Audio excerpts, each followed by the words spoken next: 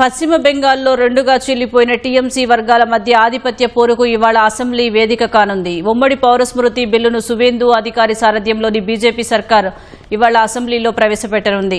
ఈ సందర్భంగా సీఎం సువేందు అధికారి ప్రతిపక్ష నేత ఇతర సీనియర్ ఎమ్మెల్యేలకు మాట్లాడే అవకాశం కల్పించినట్లు అసెంబ్లీ వర్గాలు తెలిపాయి.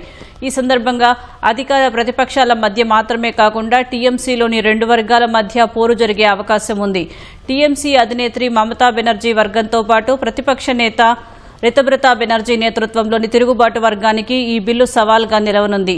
ఇరు వర్గాలు ఉమ్మడి పౌరస్మృతి బిల్లును వ్యతిరేకిస్తున్నప్పటికీ వేర్వేరు వ్యూహాలతో భిన్నమైన వాదనలు వినిపించే అవకాశం ఉందని తెలుస్తోంది.